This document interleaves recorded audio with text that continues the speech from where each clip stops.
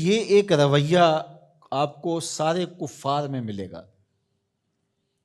کہ وہ پیغمبر کا انکار کرنے کے لیے یہ لفظ بولتے ہیں کہ تم چونکہ بشر ہو تو ہم تمہیں نبی مان لیں، نہیں مان سکتے۔ اگر آپ لوگوں کی میری طرف بھرپور توجہ ہو تو میں آپ کو ایک نکتہ سمجھانا چاہتا ہوں کہ یہ اصل اس کے پیچھے کیا چھپا ہے۔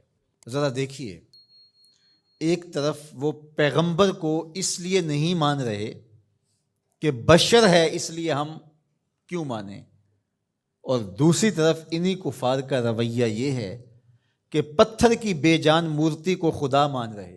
ماننے پہ آ جائیں تو مٹی کے بنے ہوئے بت کو خدا مان لیں، نہ ماننے پہ آئیں تو خوبصورت انسان کو پیغمبر بھی نہ مانیں۔ یہ رویہ ہے نا ان کا۔ ماننے پہ آ جائیں تو لکڑی کے تراشے ہوئے وثن کو اپنا خدا مان لیں، اور نہ ماننے پہ آئیں جو مسکرائے تو پھول کھلیں، اور جس کی سرمگی آنکھیں دلوں کے بند کواڑ کھول کے رکھ دے، اور جس کی گفتگو کے نور سے روشنیاں پھیلنے لگ جائیں، اس ستھرے اور پاکیزہ وجود کو پیغمبر ماننے سے انکار کر دے۔ تو یہ کیا بات ہوئی؟ یہ فلسفہ ان کے بیمار ذہن نے تراشا ہے، اس لیے کہ پتھر کی مورتی کو خدا ماننے سے کوئی فرق نہیں پڑتا، ان کے جذبات پر کوئی زد نہیں آتی۔ لکڑ کے بنے ہوئے مجسمے کو خدا ماننے سے ان کو کوئی فرق نہیں پڑتا، کوئی قربانی نہیں دینی پڑتی۔ وہ پتھر کی مورتی، وہ آٹے کا بنا ہوا معبود باطل ان کی زندگی میں دخیل نہیں ہوتا، ان کو کسی کام سے روکتا نہیں ہے۔ وہ چوری کریں، وہ ڈاکہ کریں، وہ تکبر میں غرور میں بھرے ہوئے زندگی گزاریں، وہ کسی کا حق غصب کریں، کسی کا گھر لوٹیں، کسی کی عزت پہ حملہ آور ہوں، وہ ان پر کوئی قدغن نہیں لگاتا، اس لیے کہ وہ بے جان مجسمہ ہے۔ اس لیے اس کو ماننے میں ان کے نفس کو کوئی پرابلم نہیں ہے، اس لیے کہ وہ ان کے نفس پر شاک نہیں ہے۔ اور پیغمبر کو ماننے کا مطلب یہ ہے کہ پھر پیغمبر کی ماننا پڑے گی، اور پھر یہ بری عادتیں چھوڑنا پڑیں گی، اس لیے ان کا نفس مانے ہوتا ہے پیغمبر کو ماننے سے۔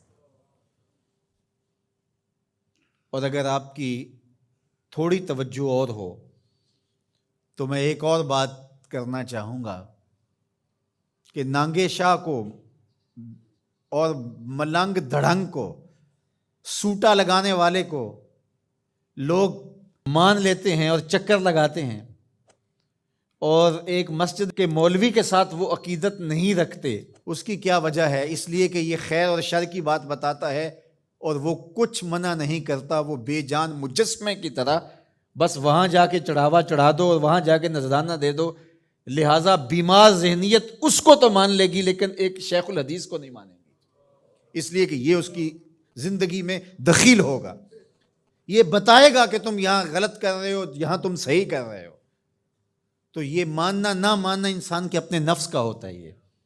اس لیے ایک طرف تو پتھر کی مورتیوں کو مان رہے ہیں اور ان کو خدا مان رہے ہیں، اور نبیوں کا اس لیے انکار کرتے ہیں کہ تم بشر ہو اس لیے نہیں مان رہے، یعنی ہمارا کرائٹیریا یہ ہے، ہمارا معیار یہ ہے کہ ہم جو ہے وہ کسی بشر کو نبی نہیں مان سکتے۔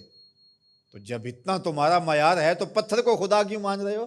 مٹی کے مجسمے اور مادو کو خدا کیوں مان رہے ہو؟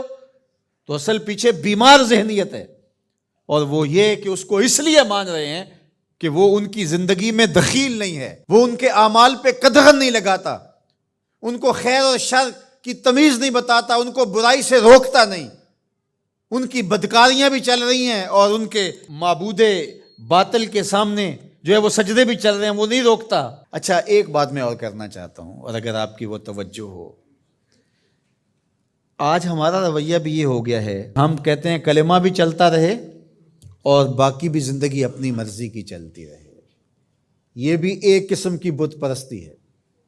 قرآن مجید میں اس مضمون کو ذرا دیکھ لیجئے۔ افرأیت من اتخذ الہہ ہواہ، آپ نے اس شخص کو دیکھا اپنی خواہشات کو ہی اس نے اپنا معبود بنایا ہوا ہے۔ دین من مانی کا نام نہیں ہے، بلکہ یہ اپنے محبوب کے لیے اپنی خواہشات کو ترک کرنے کا نام ہے، لیکن ہم اپنی خواہشات کے بندے ہیں، ہم دین بھی اپنی خواہشات کے مطابق اختیار کرتے ہیں۔ یہ ساری گفتگو کے نتیجے میں اس پہ ہم خود اپنے آپ پہ غور کر لیں کہ ہم کہاں کھڑے ہیں۔